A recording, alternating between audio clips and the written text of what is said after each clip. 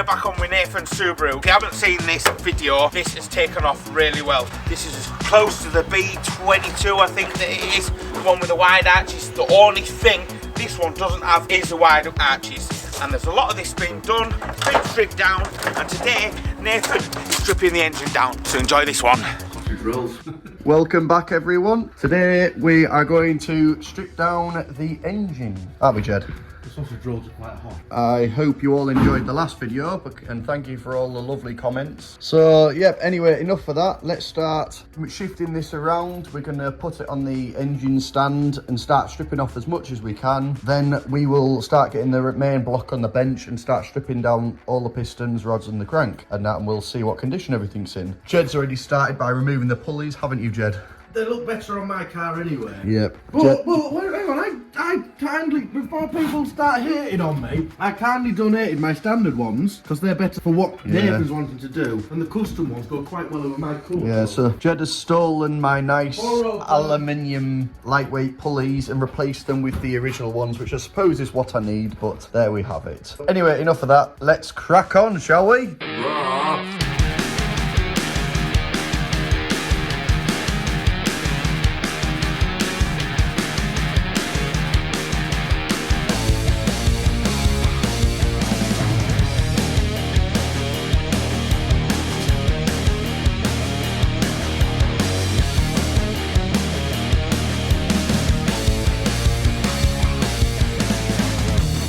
So after much around, we've got the engine on its stand. You're not allowed to swear anymore. Sorry, yeah.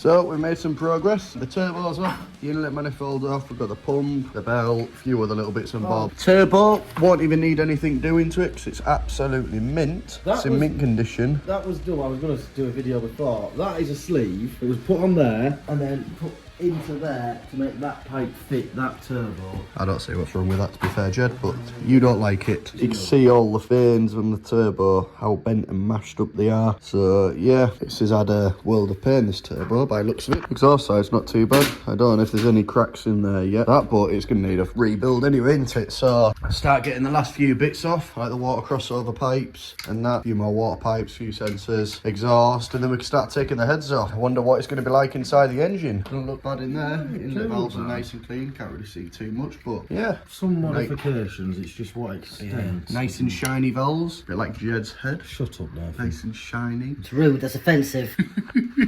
Yeah, you're done by the Natural Rights Act. Sorry. Right, anyway, let's get on, shall we? So we've got the sump off, we've got all the pulleys and everything, the back covers and that for the cam belt. And look at all this right in it. Very nice. All slimy, milky oil. Maybe head gasket is maybe on its way out and that, or gone. Or it's just all the moisture that's been left in the engine making it go nice and milky. And the oil that came out of it was like sort of, not horrendous, but it's got a bit of a silvery tinge to it, which doesn't surprise me for a Subaru. A few more bits off now. We're going to start taking the heads off. So Jed's just Hammering it. yeah, trying to take the rocker covers off here. So There we go. there we go.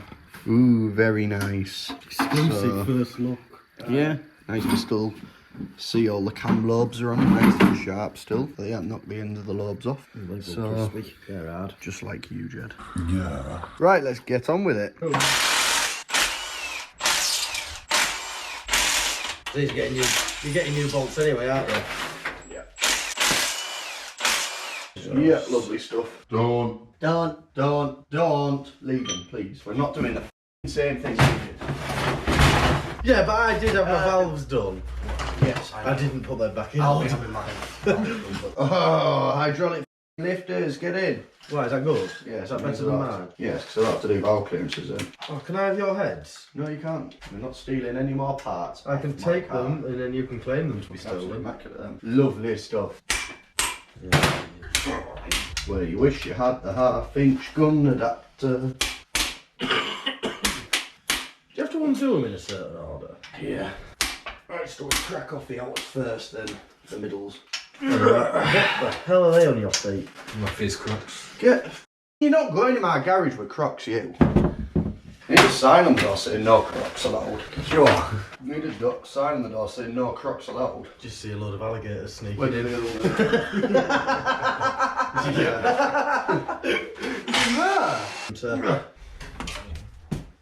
Pretty good shots there. Yeah, missed the first. You've got it? Aye. Here's what time was it? Hang on. Not sure, that's fair point. 20 past 7. Yes, I think I need to go. Right, thank you for the help, Jed. Yeah, I'll spin this over for you. See you later, Jed. I'm going now, I have a meeting to attend to. One of the many he has to do. It's the joys of being a young farmer. Right, So- I'll see you as always. Alright, bye, Jed. So, we've got the head off. Doesn't look horrendous in there. And that's, pistons don't feel very loose, so that's a good start, isn't it? If you look in them bits, they're actually quite clean. And the head's here. I don't know if we'll see very well, but... So, just one more head to go, and then I've got the block to split in half. Take the pistons out first through these bloody guide thingy-bobs, which I'm sure will be a fun job. So yeah, let's flip it over and do the other side.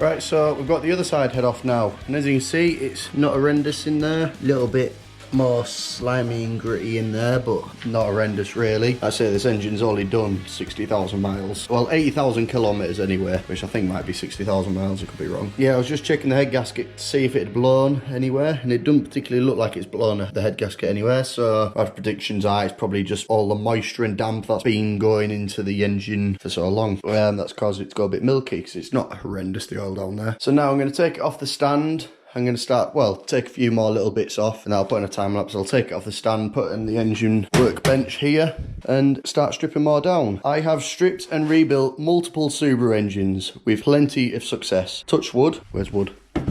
One has never failed. I've built the last two engines for my Subaru, the latest one running over 500 horsepower, and it's been doing that for thousands and thousands of miles reliably without a problem. Each bolts on the engine are sort of plated differently, and that, so some are like a gold, some are a silver, and some are like what you call an olive, I think it is. So I'm just keeping them separate that way, so it makes it easier to get them all plated. So other than that, I can really just sort of chuck all the parts and everything in a box and then rebuild it later. Daniel, it's weighing.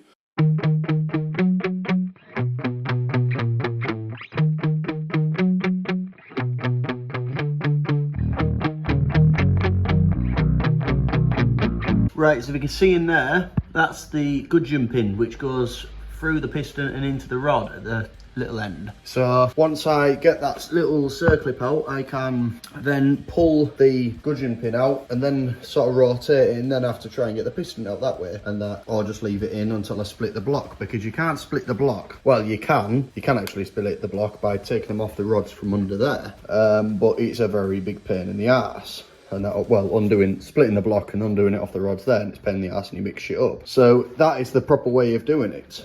So I'm gonna do that. I'm trying to think what tool I used last time to remove them gudgeon pins, because I actually kind of forgot, and that I was like some sort of hook thing, but I don't actually know if I have it anymore. But anyway, I will look for that in a moment. Or do I have it?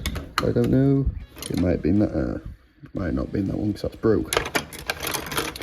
One of these might get out. I don't know. Sometimes they absolutely shoot out a piece, or they are quite hard to get out. So hopefully they're not hard to get out and I don't have to split the block in half and do it that way. But yeah, anyway, I've been rotating the engine anyway. I've got the, don't worry people, I've got some blue roll on there to protect the crank. Don't worry, don't worry, don't worry. You don't have to stay away from the computer just yet to comment. Just hold it. I'm sure there's something I've done wrong. But anyway, yeah, rotating it. It rotates actually really, really smoothly. And that, I mean, a lot of you'll say, was there any need to rebuild it? No, there probably weren't. But I want the block looking immaculate. I want the whole car to look immaculate. I want the whole vehicle to look immaculate. So I'm going to every minor detail to make sure this thing looks absolutely split mint and one of the best on the road. So yeah, hopefully I can do that. But yeah, and you can just see the pistons going like that. Where's the other two pistons, you might ask? They're at the other side. There they go. So it'd be a bit of a worry if I was doing that and there weren't a piston going round, wouldn't there? If there was just a piston there instead. And that, or two little blocks, yeah, like the first Subaru I got when the engine went kaboom, and that before I had to rebuild an engine,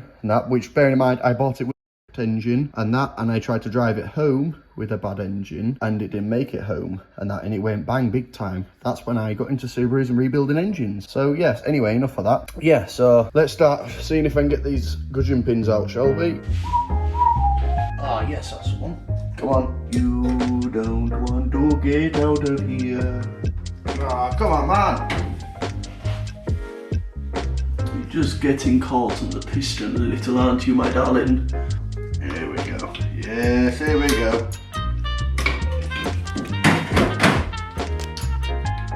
Ah. And there's one. We've got one gudgeon pin out. There we go. Let's go. There we go. And we've got it. There's the other one. The fourth gudgeon pin. Okay, right. So that's them all out. If I turn them, it'll try and push all, and it has, so that's perfect. So all the pistons are now at the top on both sides, so the crank's free. I am now going to start undoing all the bolts which go around there, under there, a couple on the inside. Yeah, so I'm going to start with that. One. 2, 3.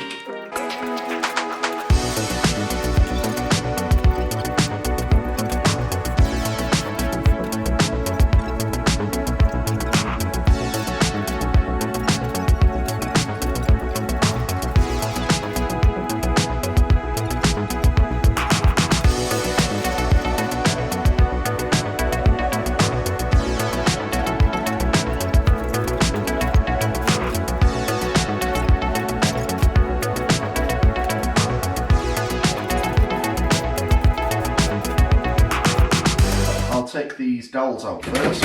So to get these dowels out without damaging them, I often put a drill bit in that fits in the hole, get some mole grips, and just try and rock them forward a bit. The reason I put the drill bit in is so you don't crush them up trying to damage them, because these do get in really tight and they do need to come out. It's going now.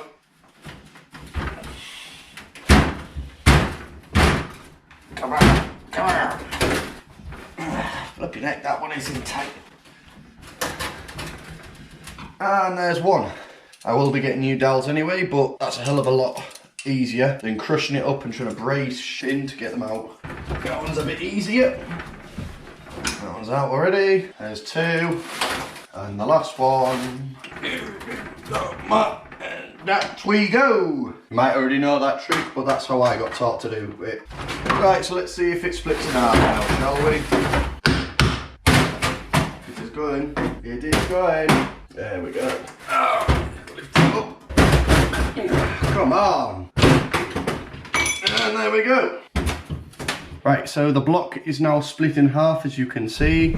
I can now see all of this, where the rods are and everything. So I'm going to leave the rods on the crank for the moment until I have a piece of paper to mark it all out, because I don't want to mix them rods up in the order, because they will be the same rods. I'm just going to get new bearings and everything for them, but they actually all feel, well, them two there actually feel quite well. Like, the shells look alright. There was a sharp thing here which I've just found, but one of the shells looks like it's maybe starting to get a bit of pickup. I don't know if you can see in there that little sharp shard bit coming through, and you can just see like all like metal where it's been catching in there. It looks a bit rough, does that bounce? So it's probably a good job it's getting rebuilt anyway. As some of you may know, Subarus are not the most reliable for the bottom end. Really looks quite well. That's all together. We'll just switch it over to the side, so let's see what that's like.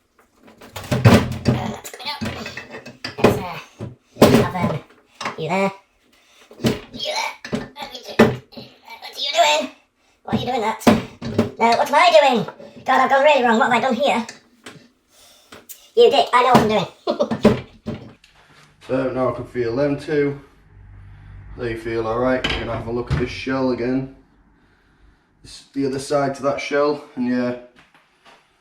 So yeah, the centre thrust bearing is just, you can feel the pickup there, you can feel it on your nails, I don't know if you can hear that.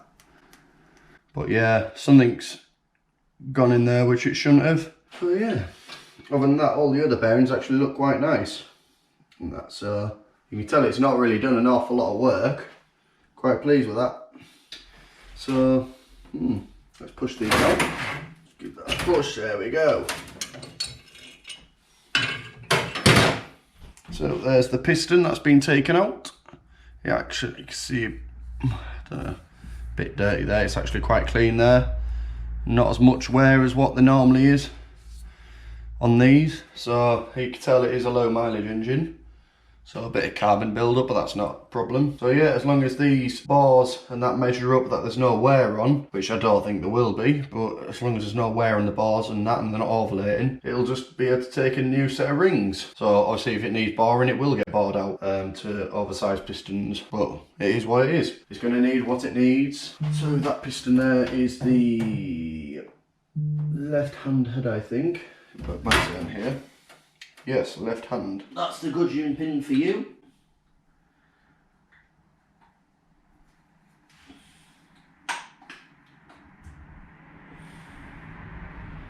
And you want to go on there, because that's what it is. There we go. That's you. No. Are you being stupid again? No, you're not. That is the front. Yes. Oh god, it's going wrong. I thought I was being silly there, but I weren't. So yeah, let's get this other piston out and put on the crank. So, ooh, you can see on that one there is a little bit more wear on that piston, so I don't know. We shall see what the engine builders will take it to when they get it all measured up, because I don't have the equipment to measure it up, so I've always relied on my trusted engine builders to sort that out for me. Obviously getting rebuilt, it will be, every part will be clean, and that they'll all be washed down, so there won't be any of this mess when rebuilding it, because you need to rebuild an engine in the cleanest environment possible. Right, let's get these pistons out. That piston's not so bad. I will have a proper inspection on them. That one's probably the best of them all, and that's very little wear on that one. I will inspect the bar on that rough one which came out. There we go. Right, lovely, lovely. So just wipe my hands again. I'll inspect the bars. A little bit of wear. You all still have the honing marks. Obviously, because of the way the engine is, the bottom side of the bar always wears down first, because the weight of the piston's more on that side. But yeah, you can see it's slight mark, but you can't actually feel anything. So, same again on that one, just a slight bit of wear where it's just started to mark against the honing marks. So, they don't look bad at all, I want to say, but we'll have the engine builders measure them up properly, and that makes sure they're still within tolerance. And that well within tolerance. We'll have them all, both the block faces and the head faces skimmed, and that they'll all be cleaned up, nice and vapor blasted, that whole new bearings and everything, and that I'll see what marks done the crank. I'll probably just send that away to get polished. Then eventually in the future it will be a rebuild job. The only reason really I've stripped it down is to give you people another video after the last one seemed to do so well. We are going to try and get as much content as we are as possible out on it. Waiting to hear back from a few other people about other bits and bobs, and that waiting to have these panels dropped off. Thank you all for the very kind messages a lot of you put. How many sausage rolls Jed's grand? God, Jed. Unbelievable. All these sausage rolls are eating. I tell you what, Nathan is getting so much better at talking in front of a camera and actually putting his face in front of a camera. So thank you very much for that, Nathan. If you want to watch more of the Subaru videos, click here and we'll see you in the next one very shortly. Lots of content coming soon and the G-Wagon's on its way. We've started. Goodbye. You idiot. I have left 2 more bolts in.